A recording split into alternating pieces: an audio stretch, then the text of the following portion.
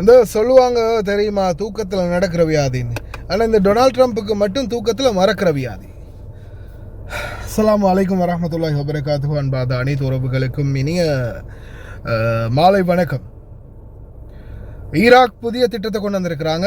Judiciary system வந்து புதிய தகவலை வெளியிட்டிருக்கிறாங்க. அதாவது அவங்களுடைய நாட்டில் இனிமேல் எந்த ஒரு தீவிரவாத குழுக்களோ எந்த ஒரு டெரர் அமைப்புகளோ இயங்கக்கூடாது. அதே போல் அந்த தடுப்பு சட்டத்தையும் கொண்டு வராங்க. அதுக்கு அடுத்ததாக பார்த்திங்கன்னா எந்த ஒரு உதிரி பாகங்களும் அல்லது ட்ரோன்களோ மற்றும் அதே போல் வேறு ஏதாவது வெடிப்பொருட்களை வந்து மேனுஃபேக்சர் பண்ணுறது, அதாவது தயாரிக்கிறது முற்றிலுமாக தடை.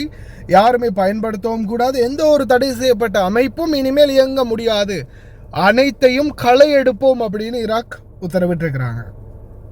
இப்போ அங்கே இருக்கிற டீம் எல்லாம் எங்கே கலைஞ்சி போக போகுதுன்னு தெரியலை. எந்த நாட்டுக்குள்ளே தஞ்சம் புகுருவாங்கன்னு தெரியலை இந்த தடை செய்யப்பட்ட அமைப்புகள் எல்லாம். சரியா, அதில் ஈரானுக்கு எதிர்ப்பான அமைப்பும் இருக்குது, அதே போல் ஈரானுக்கு ஆதரவான அமைப்பும் இருக்குது. சரியா, இது ஒரு பக்கம்னா, அடுத்த முக்கியமான தகவல் இந்த ட்ரம்ப்புடைய பிரச்சனை. உங்களுக்கே தெரியும், ஆரம்பத்தில் இருந்து ஈரானை ட்ரிகர் பண்ணி தான் இவ்வளோ பிரச்சனை வந்தது. இந்த முடியுது யுத்தம், நாளைக்கு முடியுது யுத்தம், அடுத்த அன்னைக்கு முடியுது யுத்தம், இந்த கையெழுத்து வச்சாச்சு, இந்த சைன் போட்டாச்சு, எல்லாம் சரின்னு சொல்லுவோம். அடுத்த நாள் பார்த்தா இந்த ட்ரம்ப் ஈரானுக்கிட்ட எல்லாம் ஆர்மியும் இல்லை நேவியும் இல்லை. அந்த கதையை அவங்களுடைய, அதாவது சபைக்கு முன்னாடி, அதாவது மக்களுக்கு முன்னாடி இந்த ட்ரம்ப் வந்து எங்க அந்த video, My first day back in office, and this goes all the way back to 2016 too, but right from a year and a half ago. இந்த வீடியோ நான் கடைசியில் போடுறேன். No airways, no air force, no navy, no nuclear weapon, no. ஈரானுக்கிட்ட எல்லாமே no. Iran completely down. ஈரானை வந்து மட்டம் தட்டி பேச என்ன ஆகும்? ஆல்ரெடி நம்ம பார்த்துட்டோம், நம்ம கண்ணால் பார்த்துட்டோம், நம்ம உணர்ந்துட்டோம், நம்ம எத்தனையோ தடவை அனுபவிச்சிட்டோம் இல்லையா? ஏன்னா 1 2 3 இல்லை, பல தடவை இதே மாதிரியே தான். ஒன்றுமே இல்லைன்னு சொல்லி அடுத்த நாள் அவங்க எங்கள்கிட்ட என்ன இருக்குது அப்படின்றத காட்டினாங்க. ஏன்னா இதை மறக்கவும் முடியாத உண்மை. அது வந்து சொல்லி ஆகணும் இல்லையா?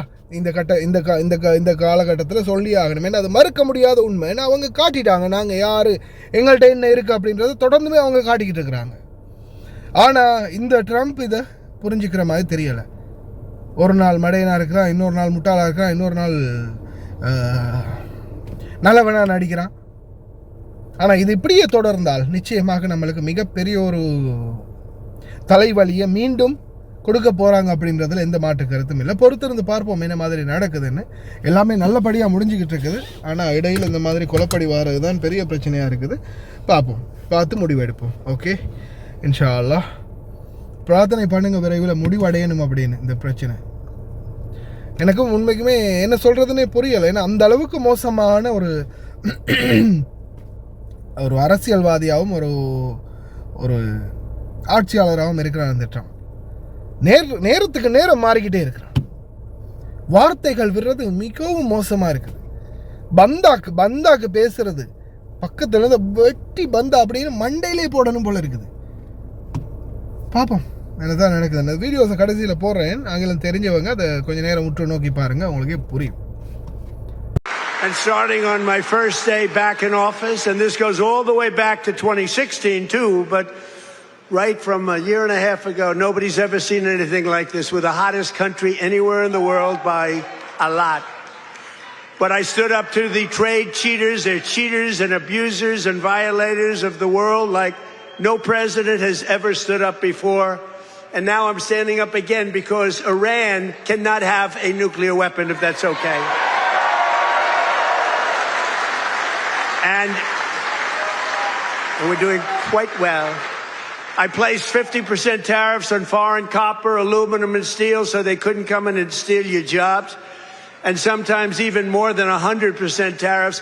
They weren't going to come in from foreign lands and steal your jobs. If they wanted to come in, they pay 100%, they pay 200%, they pay I don't care what it is. They're not going to steal your jobs, okay? And they stop.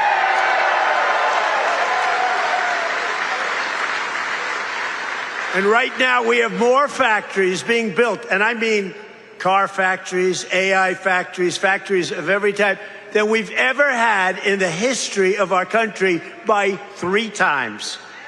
That's because they didn't want to pay the tariff. How don't you pay a tariff? You build your factory here and you hire American workers. It's quite simple, actually.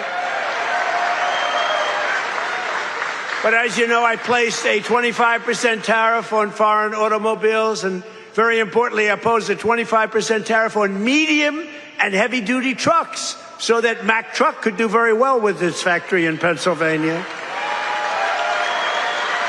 But all American roads will be filled with American trucks very shortly. Very few people are able to compete with us anymore. They used to rip us off. It was like we were a bunch of babies. American labor worked with us, too. I just met the head of your unions, and they've been terrific. They work with us, and they're fair. They treated us good. Maybe we could negotiate a little bit tougher. Where the hell are the union guys? Those guys are great. They're great. There they are. I want to just say hello. I really want to make clear how important it is what you are doing on Iran. This is, first of all, about the nuclear capability Iran was basically getting its hands on. And that would have been a threat to the region, it would have been a threat to the whole world. This is a country which is exporting chaos, it is exporting terrorism, and they were very near to getting their hands on the nuclear capability. You've seen last week with the G7, all the leaders in the G7 applauding the fact that this nuclear capability has been degraded. This is extremely important, and I just want to make this clear, because sometimes people think, why was this whole Iran thing going on? This is about security, about safety. This is the leader of the free world taking responsibility beyond the shores of the United States for the rest of the world, and this is what you did.